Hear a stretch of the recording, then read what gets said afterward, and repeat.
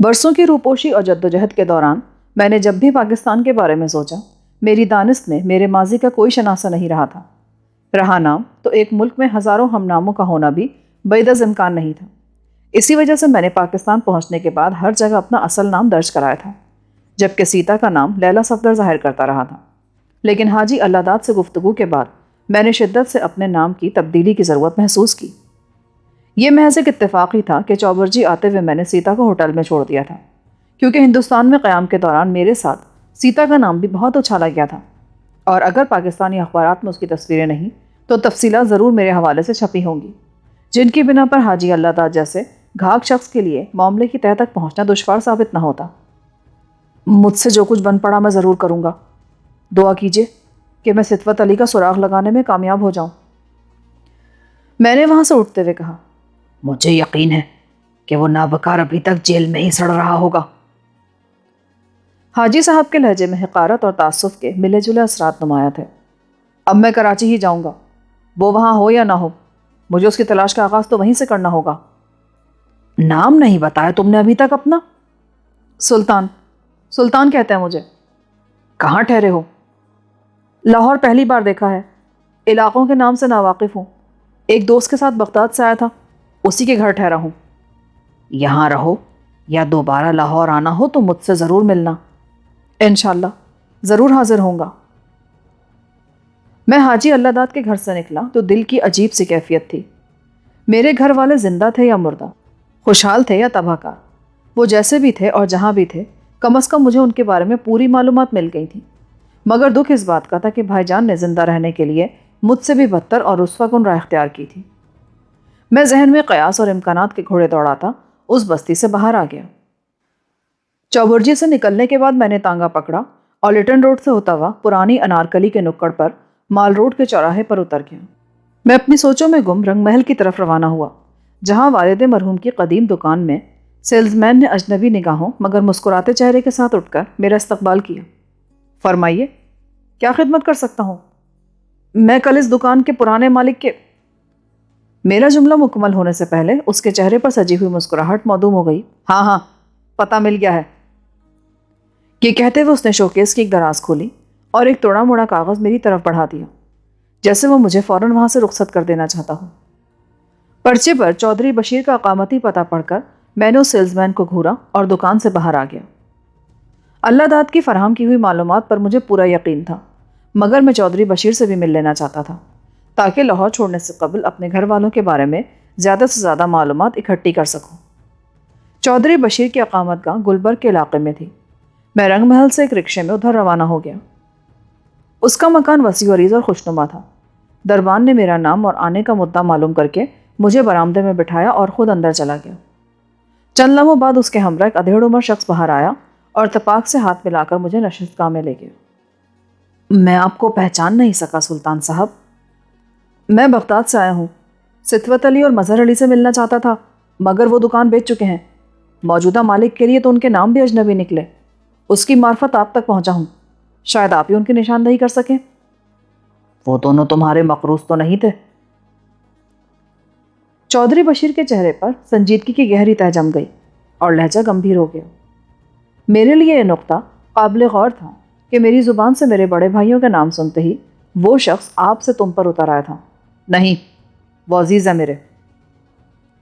میں نے قدرے خشک لہجے میں کہا۔ دکان ان سے میں نے ہی خریدی تھی۔ ستوت میرا 11,000 روپے کا مقروض تھا اور کئی ماہ گزرنے کے باوجود رقم نہ ادا کر سکا۔ آخرکار اس نے مجھے دکان بیچنے کی پیشکش کی اور میں نے سودے کی رقم میں سے اپنا قرضہ وضع کر لیا۔ مقروض ہونے کی وجہ کیا تھی؟ چودھری بشیر کے چہرے پر ناگواری کی لکیریں ابھر آئیں۔ یہ میرا اور اس کا ذاتی معاملہ تھا۔ کیا اتنا کافی نہیں کہ وہ میرا مقروض تھا؟ جوئے وغیرہ کا سلسلہ؟ جانتے ہو تو پوچھ کیوں رہے ہو؟ براہ راست یا بالواسطہ معاملہ؟ صرف یہ جاننا چاہتا ہوں۔ اتنی گاڑی اردو میری سمجھ نہیں آتی، جو پوچھنا ہے صاف صاف پوچھو۔ اس نے تم سے رقم لی تھی یا کھیل میں مقروض ہوا تھا؟ ایک ہی بات ہے، کھیل میں ہاری ہوئی رقم نقد سے کم نہیں ہوتی۔ دکان کے بعد اس نے گھر بھی بیچ ڈالا؟ مقدر کی بات ہے اور شاید نیت کی بھی۔ وہ جیتنے کے لیے بے ایمانی کی فکر میں رہتا تھا۔ اب وہ کہاں ہے؟ میری مانو تو اس کی فکر چھوڑ دو، اس کی تلاش میں کہیں کسی دل جلے قرض خواہ سے نہ ٹکرا جانا۔ وہ نزولی محلے میں کرائے کے مکان میں رہتا تھا۔ دن پھرنے کی امید میں اس نے ادھار لینا نہ چھوڑا، اور جب 10-15 ہزار کے چکر میں آ گیا تو اپنے قرض خواہوں سے منہ چھپا کر کہیں بھاگ گیا۔ تمہیں تو وہ ٹھکانہ معلوم ہوگا۔ ارے توبہ کرو، لاہور میں رہتا تو اب تک کسی نہ کسی کے ہاتھ لگ گیا ہوتا۔ اگر اس کو تلاش کرنا ہی چاہتے ہو تو انسانوں کے سمندر میں جاؤ، وہ کراچی کے علاوہ کہیں نہیں گیا ہوگا۔ سارے ناکام شکاری اسی منڈی میں اپنے مقدر کی آخری بولی لگوانے جاتے ہیں۔ معلومات فراہم کرنے کا شکریہ۔ میں نے تمہاری ساری ہرزہ سرائی اس لیے برداشت کر لی کہ میرا نام سلطان ہے۔ کسی روز ستوت علی کو ڈھونڈتے ہوئے صفدر علی ادھر آ نکلے تو اس کے سامنے زبان بند رکھنا، وہ اپنے گھر کی بربادی کے ذمہ داروں کی تلاش میں ہے، خون پی جائے گا تمہارا۔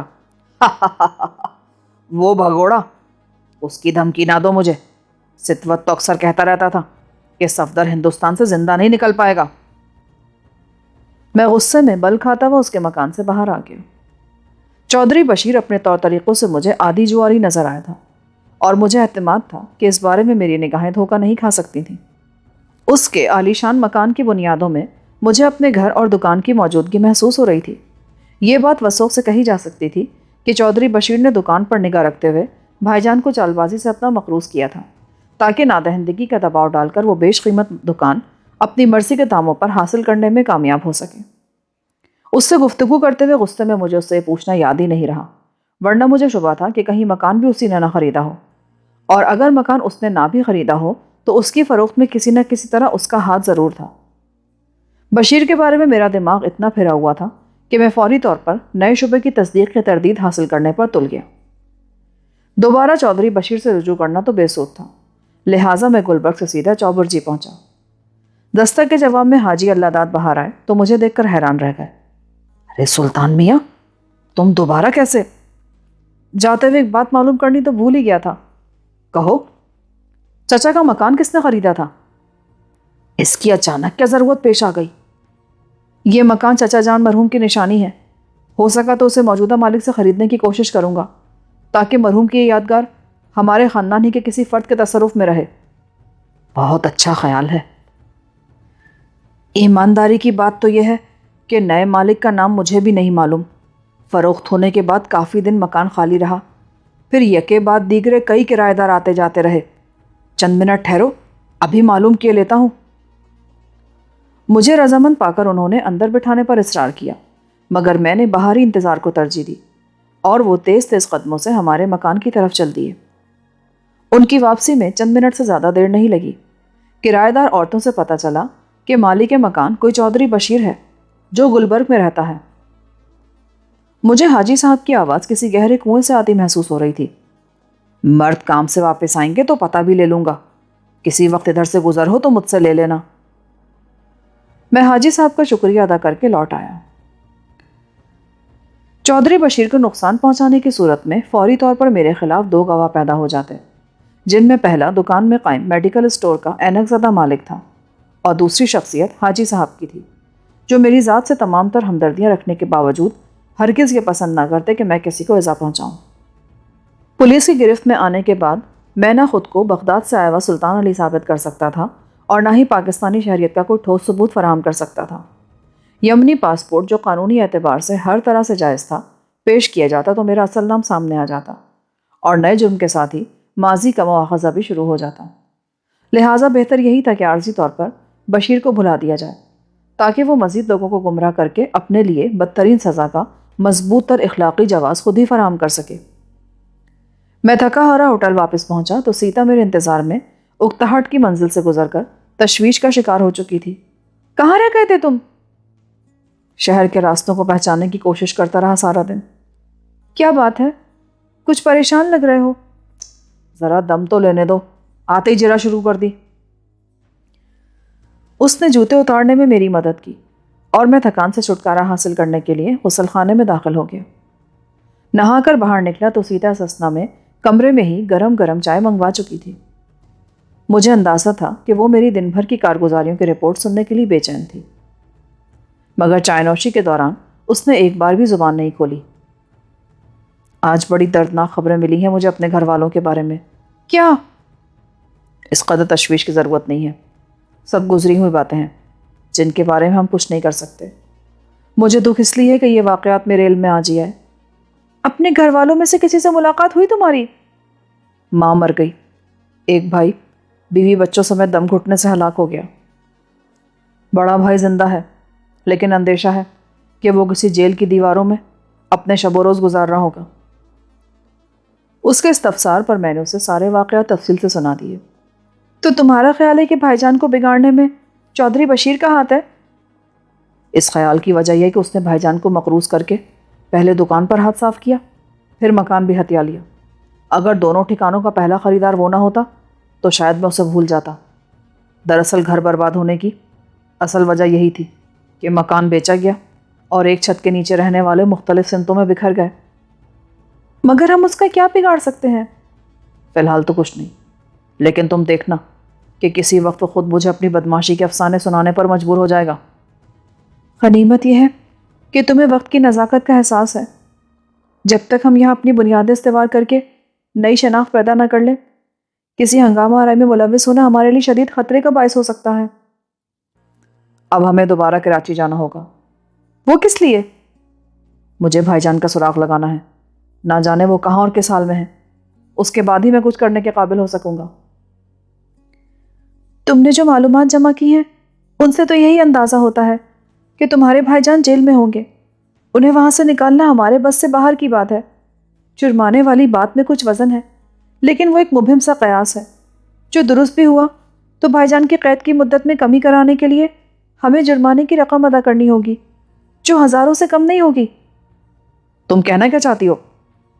جرمانہ ادا کر کے قید کی مدت میں کمی کرائی جائے یا جیل سے فرار کی کوشش کی جائے، ہر صورت میں ہمیں بھاری رقم درکار ہوگی جو فی الحال ہمارے پاس نہیں ہے۔ ہماری تھوڑی بہت جمع پونجی بھی کراچی پہنچنے تک برابر ہو جائے گی، اور بھائی جان کی مدد تو درکنار، ہم خود مالی ضرورتوں میں مبتلا ہو جائیں گے۔ آخر تمہاری تجویز کیا ہے؟ اس وقت ہم لاہور میں بیٹھے ہیں، یہاں سے امبالہ قریب ہے اور کراچی دور، لہٰذا اس سے قبل کہ ہماری جیبیں خالی ہوں ہمیں امبالہ پہنچ جانا چاہیے۔ اگر توقعات کے مطابق پارس پتھر ہماری تحویل میں آ گیا تو ہم میں مالی بے فکری میسر آ جائے گی، اور کراچی پہنچ کر بھائی جان کی تلاش اور مدد کے لیے سارے امکانی وسائل بروئے کار لا جا سکیں گے۔ اور اگر پارس وہاں نہ ملا تو ذہن سے خلش تو دور ہو جائے گی، پھر ہم اتنے ہی تہی دست ہوں گے جتنے اب کراچی پہنچنے پر ہوں گے۔ اس نے جو تجویز پیش کی تھی اس کے بارے میں اس کا ذہن بالکل صاف اور واضح تھا۔ میں کچھ دیر تک اس کے ساتھ مختلف پہلوؤں سے بحث کرتا رہا، اور آخر نتیجہ یہی برآمد ہوا کہ ہمیں فوری طور پر امبالہ روانگی کی تیاری کا آغاز کر دینا چاہیے۔ اگلے روز میں نے دانستہ سیتا کو ساتھ لے جانے سے گریز کیا۔ میں بھی تمہارے ساتھ چلوں گی۔ ضد مت کرو، تمہارا ساتھ جانا مناسب نہیں ہوگا۔ کیوں؟ اس میں نامناسب کون سی بات ہے؟ ضروری تو نہیں کہ تمہاری تمام تفصیلات سے باخبر رکھا جائے۔ بہت ضروری ہے، میں بیوی ہوں تمہاری، کوئی راہ چلتی لڑکی نہیں ہوں جس سے مصلحتوں کے تحت بات کی جاتی ہے۔ پاکستان میں بھی لوگ صفدر علی کو جانتے ہیں۔ کیا؟ حاجی صاحب بہت خدا ترس اور نیک آدمی ہیں، لیکن انہیں صفدر علی کا نام اس کے ماضی کے حوالوں کے ساتھ یاد ہے۔ اچھا ٹھیک ہے، میں پاکستانی پاسپورٹ کے حصول کی کوشش کروں گا، ہو سکتا کہ واپسی میں شام ہو جائے۔ اور میں ہوٹل سے چلا آیا۔ اس وقت پاسپورٹ کے اجرا میں شناختی کارڈ وغیرہ دکھانے کا رواج نہیں ہوا تھا، یا شاید شناختی کارڈوں کا بھی آغاز نہیں ہوا تھا، لیکن پاسپورٹ کا حصول خاصا دشوار تھا اور عام لوگوں کو بھی بار بار متعلقہ دفتر کے چکر لگانے پڑتے تھے، جبکہ میرا اور سیتا کا معاملہ ہی مختلف تھا۔ ہم دونوں کی شہریت مشکوک تھی۔ میں اپنا پاکستانی ہونا اسی صورت میں ثابت کر سکتا تھا جب اپنا اصل نام ظاہر کروں، اس کے بغیر پولیس انکوائری وغیرہ کا مرحلہ طے ہونا ناممکن تھا، اور اگر مفروضہ نام استعمال کرتا تو پتہ کہاں کا دیتا۔ دفتر میں ایک دو چکر لگا کر میں نے طریقہ کار کا اندازہ لگایا اور پھر احاطے میں لوٹ آیا، جہاں متعدد دلال ہر آنے والے کو گاہک سمجھ کر گھیرنے کی کوشش کر رہے تھے۔ پہلا شخص جو مجھ سے ٹکرایا وہ صورت سے عیار نظر آتا تھا۔ اس کے حریصانہ استفسار کا جواب دیے بغیر میں نے اس کے کندھے پر ہاتھ رکھا اور اسے بھیڑ سے نکال کر قریبی ہوٹل کی طرف لے گیا۔ کتنے پیسے خرچ ہوں گے؟ پاسپورٹ کب چاہیے؟ اس نے دام مقرر کرنے سے پہلے میری ضرورت کا صحیح اندازہ لگانے کی کوشش کرتے ہوئے پوچھا۔ 400 خرچ کرو، تو پولیس انکوائری کے بغیر کل شام تک مل جائے گا۔ اس نے مجھے خاموش پا کر خود ہی داغ بیل ڈال دی۔ یہ رقم تو بہت زیادہ ہے، پولیس انکوائری کا ذمہ اپنے سر لے لو تو 100 روپے خرچ ہوں گے۔ پاسپورٹ کتنے دن میں ملے گا؟ رپورٹ آنے کے دوسرے دن۔ یار تمہیں اندازہ تو ہوگا نا کہ کم از کم کتنے دن لگ جاتے ہیں؟ 3-4 ہفتے تو لگ ہی جائیں گے۔ پھر تو کسی اور کو پکڑنا ہوگا۔ تم تو ضرورت سے زیادہ ہوشیار بننے کی کوشش کر رہے ہو۔ گاہک ہاتھ سے نکلتا دیکھ کر وہ سنبھل گیا اور تھوڑی سی بحث کے بعد 300 روپے میں اگلے روز پاسپورٹ دلوانے پر آمادہ ہو گیا۔ فارم میں نے اپنا نام سلطان اور سیتا کا لیلا سلطان لکھوایا۔ ملکوں کے نام لکھواتے ہوئے میں نے ہندوستان کا نام لیا تو وہ چونک پڑا۔ ہندوستان شامل کرانے کے 20 روپے الگ ہوں گے۔ وہ کس خوشی میں؟ ملکوں کی مہر میں ہندوستان کا نام نہیں ہوتا، اس کی تو پاسپورٹ والے بھی الگ فیس لیتے ہیں۔ اس نے مجھے آگاہ کیا اور مجھے یہ شرط بھی تسلیم کرنی پڑی۔ پتے کی باری آئی تو میرے پاس بتانے کے لیے کچھ نہیں تھا۔ ہم حیدرآباد سے آئے ہیں، وہاں کا پتہ چل جائے گا؟ ارے نہیں بھائی، تمہارے فارم جمع ہی نہیں ہوں گے، ہو بھی جائیں تو اگلے دن پاسپورٹ نہیں ملیں گے، کیونکہ قانوناً انکوائری تمہارے رہائشی علاقے کے تھانے سے ہونی ضروری ہے۔ کتنی بھی خانہ پوری کر لی جائے، حیدرآباد آنے جانے کے 4-6 دن تو لازمی گزارنے پڑیں گے۔ پھر کیا کیا جائے؟ تم ہی کوئی راہ بتاؤ۔ لاہور میں کہاں ٹھہرے ہو؟ ہوٹل میں۔ نہیں، یہ نہیں چلے گا۔ چلو میں اپنے گھر کا پتہ دے دیتا ہوں، لیکن یہ خیال رکھنا کہ آئندہ ویزا فارم میں بھی یہی پتہ لکھوانا ہوگا۔ چلو ٹھیک ہے، ایسا ہی کر لو۔ حقیقت یہ تھی کہ پاسپورٹ کا حصول پھر اس میں کسی محفوظ حقیقی پتے کا اندراج میرے لیے ایک بہت بڑا مرحلہ تھا، جس کو آسان بنانے کے لیے میں نے دلال کا سہارا لینا ضروری سمجھا تھا، اور وہ شخص بالکل اسی انداز میں پیش آیا تھا جس کی مجھے توقع تھی۔ میرے اور سیتا کے پاسپورٹ سے اس کا 600 روپے کا مفاد وابستہ تھا، اور اگر محض مقامی پتے کی کمی کی وجہ سے ہمارے فارم نامکمل رہتے تو ہمارے کام کا جو حشر ہوتا، لیکن اسے متوقع آمدنی سے بھی ہاتھ دھونے پڑتے۔ اس کا اصرار تھا کہ اسے آدھی رقم ایڈوانس دے دی جائے، لیکن میں نے محض اوپر کے 40 روپے دینے پر اکتفا کیا تاکہ وہ کام میں بھرپور دلچسپی کو برقرار رکھ سکے۔ اس موقع پر میں نے ثنا میں پاسپورٹ کے لیے اتاری گئی تصاویر سے ہی کام لیا اور پورا معاملہ نمٹا کر واپس چلایا۔ سیتا کے لیے میری کامیابی کی اطلاع دل خوشکن ثابت ہوئی۔ اس کی دلی خواہش تھی کہ ہم بیرون پاکستان اپنے جملہ مفادات سے جلد از جلد نمٹ لیں تاکہ پوری توجہ اپنے مقامی مسائل پر مرکوز کر کے اپنے نئے گھر کی داغ بیل ڈال سکیں۔ اگلے روز میں صبح 10 بجے ہی پاسپورٹ آفس پہنچ گیا، لیکن اس دلال سے معلوم ہوا کہ متفرق اندراجات کا کام خاصا طویل ہوتا ہے، لہٰذا پاسپورٹ 2 بجے کے بعد ہی مل سکے گا۔ دوپہر کا کھانا میں نے قیمے کے سموسوں اور لسی کے گلاس کے ذریعے نمٹایا اور دوبارہ پاسپورٹ آفس جا پہنچا، جہاں میرے دونوں پاسپورٹ ایجنٹ کے پاس تیار تھے، جو اس نے رقم لے کر میرے حوالے کر دیے۔ اس روز کے لیے اتنی ہی کامیابی کافی تھی۔ پاسپورٹ لے کر میں سیدھا ہوٹل کی طرف روانہ ہوا۔ پاسپورٹ مل جانے کے بعد یمنی پاسپورٹ قبضے میں رکھنے سے خطرات پیش آ سکتے تھے، لہٰذا میں نے کمرے کا دروازہ اندر سے لاک کر کے یکے بعد دیگرے ان دونوں پاسپورٹوں کا ایک صفحہ نظر آتش کر کے راق غسل خانے کی نالی میں بہا دی۔ ایجنٹ سے باتوں باتوں میں یہ معلوم کر چکا تھا کہ ہندوستان کے لیے ویزا پاکستان کے صرف 2 شہروں سے ہی جاری کیا جاتا تھا۔ ہمارے لیے کراچی میں ہندوستانی قونصلیٹ کا رخ کرنا تو دشوار تھا، لہٰذا ہم نے اسی شام پنڈی روانگی کا فیصلہ کیا تاکہ اگلے روز اسلام آباد میں ہندوستانی سفارت خانے سے رجوع کر سکیں۔ یہ فیصلہ کر کے ہم نے ہوٹل چھوڑ دیا اور اسی شام ریل کار سے راولپنڈی کے لیے روانہ ہو گئے۔ ہم 8 بجے پنڈی پہنچے تو اس وقت شہر میں رات کا آغاز ہو چکا تھا۔ پنڈی میں بھی ہم نے ایک سستے سے صاف ستھرے ہوٹل کا ہی رخ کیا۔ اگلی صبح ہم بس کے ذریعے اسلام آباد پہنچے اور بھارتی سفارت خانے کا پتہ دریافت کرتے ہوئے منزل مقصود پر پہنچ گئے۔ وہاں پہنچے تو حیرانی ہماری منتظر تھی۔ اس وقت محض 9:45 بجے تھے، لیکن ویزا کی درخواستیں وصول کرنے والی کھڑکی کے سامنے مردوں اور عورتوں کی طویل قطاریں تھیں۔ پتہ چلا کہ ان دنوں کراچی سے ویزے کا اجرا خاصی دیر میں ہوتا تھا، جبکہ اسلام آباد سے ہندوستان کا ویزا اگلے ہی دن مل جاتا تھا۔ میں نے کاؤنٹر سے ویزے کے 2 فارم حاصل کر کے ان کی خانہ پوری کی اور پاسپورٹوں کے ساتھ مردانہ قطار میں کھڑا ہو گیا۔ امبالہ کا پتہ میں نے فرضی درج کیا تھا۔ کھڑکی پر درخواستوں کی وصولیابی ٹھیک 10 بجے شروع ہو گئی۔ قطار کے آخر میں کھڑے لوگ ابتدا ہی سے مایوسی کا شکار تھے، کیونکہ ان کے بقول ہر روز درخواستوں کی ایک مقررہ تعداد ہی وصول کی جاتی تھی۔ پھر وہی ہوا جو سنا جا رہا تھا۔ مقررہ تعداد پوری ہوتے ہی کھڑکی بند کر دی گئی اور ناکام لوگوں کی بھیڑ احاطے میں پھیل گئی۔ میرے لیے وہ ایک انوکھا تجربہ تھا۔ میں سیتا کے ساتھ مل کر کوئی لاہ عمل طے کرنا چاہ رہا تھا، لیکن اس کا دور دور تک کہیں پتہ نہیں تھا۔ چند منٹ بعد وہ عمارت سے نکلتی نظر آئی تو بہت خوش تھی۔ آؤ، شاید کام بن ہی جائے۔ اس نے میرے ہاتھ میں دبے ہوئے پاسپورٹ اور ویزا فارم کو دیکھتے ہوئے کہا، کوئی سفارش؟ رنجیت سنگھ یہاں بابو ہے، وہ ہندوستان میں میری ماں کی بیماری کی کہانی سن کر پسیج گیا۔ اگر فنی وجوہ پر کچھ درخواستیں مسترد ہوئیں تو وہ ہماری درخواستیں شامل کرا دے گا، شاید کل کا ہی ویزا مل جائے۔ رنجیت سنگھ ایک ادھیڑ عمر اور رحم دل سکھ تھا۔ اس نے درخواستیں اور پاسپورٹ تو لے لیے مگر ہمیں کو رسید نہیں دی۔ میں دل ہی دل میں سیتا کے کمال کی داد دیتا ہوا واپس ہو لیا۔ اگلے روز ہم 12:30 بجے دوبارہ سفارت خانے پہنچے تو رنجیت سنگھ نے اپنی میز کی دراز سے پاسپورٹ نکال کر ہماری طرف بڑھا دیے۔ اصولی طور پر ہمیں ہندوستان کے 4 شہروں کے لیے ویزا مل سکتا تھا، مگر اس کے لیے ہر شہر میں اپنے کسی رشتہ دار کا پتہ دینا ہوتا جو ہمارے پاس نہیں تھا، لہٰذا ہمیں صرف امبالے کا ویزا ملا تھا، اور وہ بھی سیتا کی ماں کے فرضی رہائشی پتے کی بنا پر۔ اس مرحلے سے نمٹ کر ہم اسی روز پنڈی آئے اور شام کو لاہور واپس لوٹ گئے۔ اگلے دن کا آغاز کم از کم میرے لیے سنسنی خیز تھا۔ اسٹیشن سے امرتسر کے لیے ٹکٹ حاصل کرنے سے قبل میں نے کچھ پیسے خرچ کر کے سفری دستاویزات کی کارروائیاں مکمل کرا لی تھیں۔ اس کے ساتھ ہی امریکی ڈالرز بھی لے لیے تھے جو بہت قلیل محسوس ہوئے تھے، مگر میں نے بقیہ پاکستانی کرنسی بھی ساتھ لے لی۔ ٹرین لاہور سے روانہ ہوئی تو ہر ڈبے میں اسپیشل پولیس کا عملہ موجود تھا۔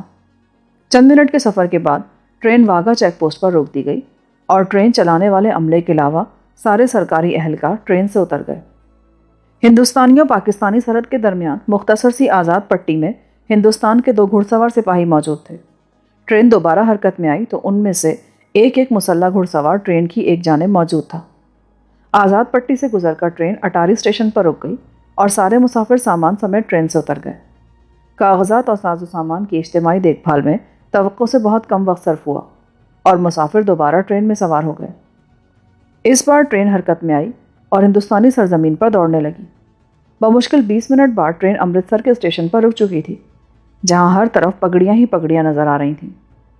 جن مسافروں کے پاس امرتسر کا ویزا تھا انہیں اسٹیشن سے نکلنے کی اجازت مل گئی، مگر بیشتر تعداد آگے جانے والوں کی تھی۔ میں نے زر مبادلہ کے ایک بینک کاؤنٹر سے $20 ہندوستانی کرنسی میں تبدیل کرائے اور امبالہ کے ٹکٹ خرید لیے۔ دوسرے پلیٹ فارم پر جانے والی ٹرین تیار تھی۔ میں سیتا کے ہمراہ دھڑکتے دل کے ساتھ اس میں سوار ہوا اور تقریباً آدھے گھنٹے بعد ٹرین نے امرتسر کا اسٹیشن چھوڑ دیا۔ اس کا اگلا اسٹیشن امبالہ تھا، جہاں راجہ ہوٹل ہی ہماری منزل تھا۔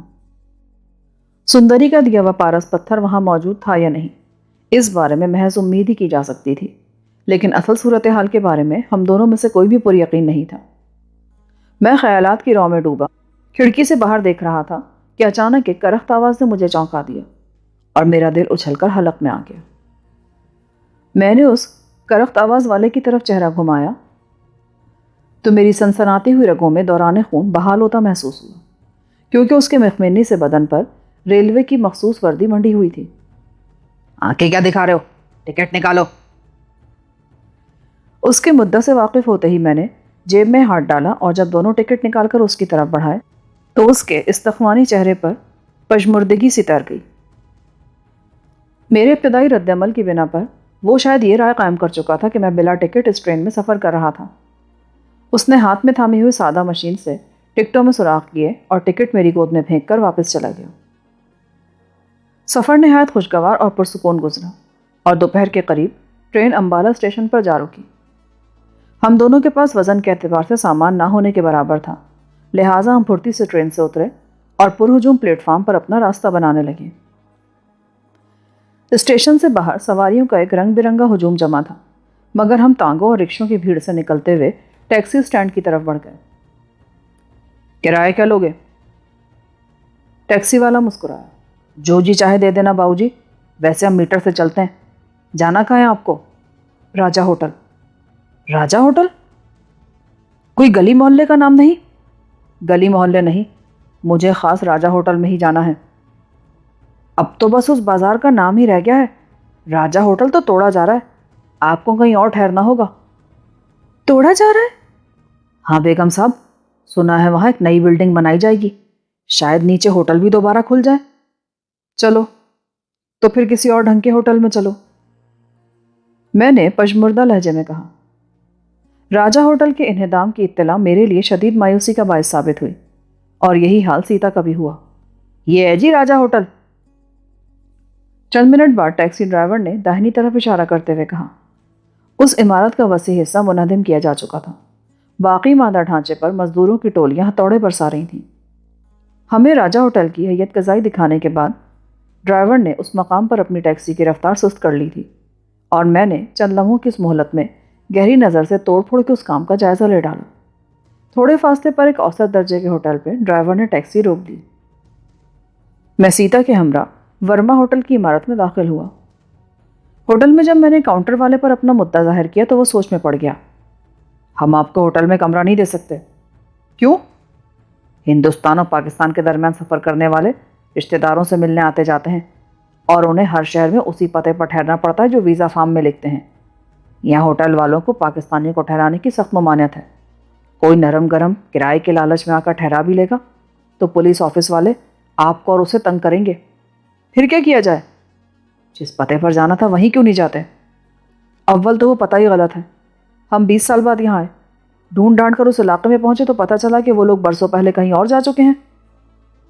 फिर तो एक ही सूरत रह जाती है, आप पहले पुलिस ऑफिस जाएं, वहाँ बड़े बाबू को अपनी उलझन ईमानदारी से बता दें, वो कोई ना कोई रास्ता निकाल लेगा। ऐसा ना हो भाई कि हम किसी मुसीबत में फंस जाएं। पासपोर्ट की तह में 10-20 रुपए रख के दे देना, कोई गड़बड़ नहीं होगी। उसने आखिर में हमें नुस्खा कीमिया से भी आगाह कर दिया। उससे पुलिस ऑफिस का पता मालूम करके हम होटल से बाहर आए तो मैं ये देखकर हैरान रह गया कि हमें स्टेशन से होटल तक लाने वाला टैक्सी ड्राइवर फुटपाथ के किनारे टैक्सी से टेक लगाए खड़ा सिगरेट पी रहा था। तुम वापस आ गए? उस वक्त तो मैं रवानी में वापस चला गया था, लेकिन आगे जाकर ख्याल आया कि पाकिस्तानियों को तो कोई होटल वाला नहीं लेता, और वर्मा होटल वाला तो इस मामले में बहुत सख्त है।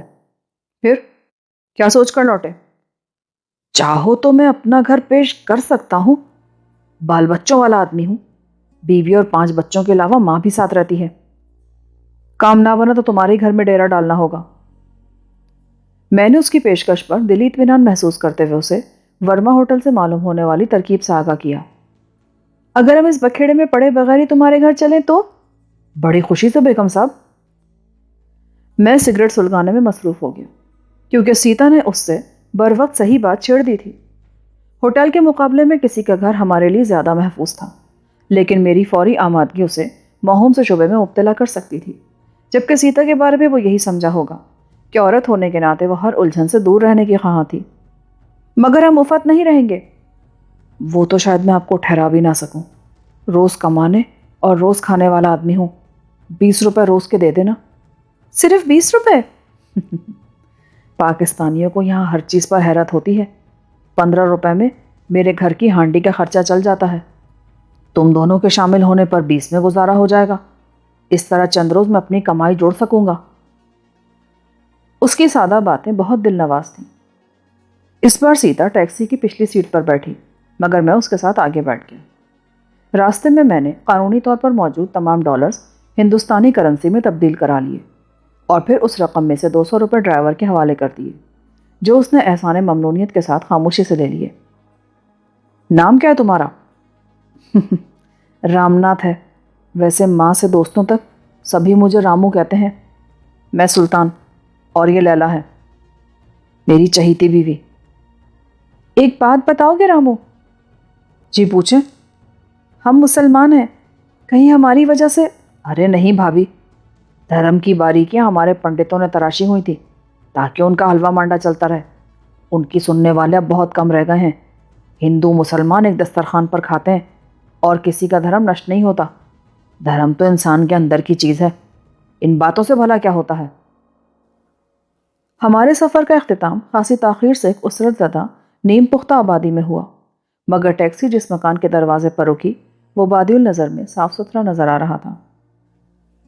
टैक्सी के इंजन की आवाज़ सुनते ही मकान के दरवाजे पर झूलते हुए टाट के पर्दे की ओर से 2 बच्चे पुरजोश अंदाज में दौड़ते हुए बाहर आए, और जो ही रामू नीचे उतरा वो बापू कहते हुए उसकी टांगों से लिपट गए।